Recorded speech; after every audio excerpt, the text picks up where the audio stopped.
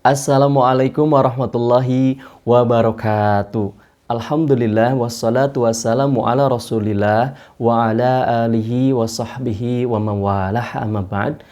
Alhamdulillah tiasa pendak deui dina pangajaran bahasa Sunda sareng Pak Udin dina pertemuan ke-12. Satu acan dikawitan, hayu urang sami-sami bika kumaos basmalah. Bismillahirrahmanirrahim. Tah kanggo salajengna kumaha daramang sadayana? Alhamdulillah. Pamuga-mugi hidup janten murang kali anu soleh anu solehah. Amin. Dina pangajaran bahasa Sunda ayeuna hidup bade diajar ngeunaan paguneman teras anu kadua kalimah parentah teras anu katilu kalimah pangajak. Sateu acan dikawitan tah saha nu emut pangajaran minggon kamari urang tos diajar ngeunaan naon? Tah dina minggon kamari pertemuan ke-11 hidup sadaya tos diajar ngeunaan kecap sinonim. Nyaeta kecap anu saharti atanapi kecap anu hartina sami. Eta hartosna kecap sinonim. Tah teras ayeuna bade diajar anu kahiji nyaeta ngeunaan paguneman. Paguneman teh hartosna obrolan atanapi percakapan anu dilakukeun ku dua jalmi atanapi langkung. Mohon. Tah eta hartosna paguneman. Teras anu kadua kalimah parentah nyaeta kalimah titahan atanapi nitah. Biasana sok dianggo kangge nyuhunkeun bantosan. Contoh kalimahna bunten pangnutupkeun panto. Tah eta contoh kalimahna. Biasana sok ngangge tanda panyeluk atanapi tanda seru. Teras anu katilu nyaeta kalimah pangajak. Kalimah pangajak hartosna kalimah ajakan. Contoh kalimahna hayu urang ngaos ka Pak Ustad. Sami kalimah pangajak oge sok ngangge tanda panyeluk atanapi tanda seru. Tah eta hartosna tina paguneman, tina kalimah parentah, tina kalimah pangajak. Jelas? Alhamdulillah.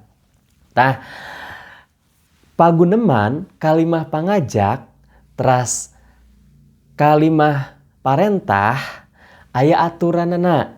Aturan anu kahiji nyaeta kedah sopan. Komo upami paguneman atanapi obrolan teras kalimah parentah, kalimah pangajak kanggo anu saluhureun. Kedah sopan ya sikepna. Teras anu kadua kedah nganggo bahasa anu lemes. Nah, kedah nganggo bahasa anu lemes, ulah nganggo bahasa-bahasa anu kasar, sapertos contoh bahasa binatang atanapi anu sanes-sanesna. Teras anu katilu paguneman kalimah parentah, kalimah pangajak kedah dina kasayan. Kusabab cariosan urang, obrolan urang, ajakan urang, parentah urang, insyaallah bakal dicatat amal ibadah ku Allah Subhanahu wa taala. Ku kituna kedah dina kasayan.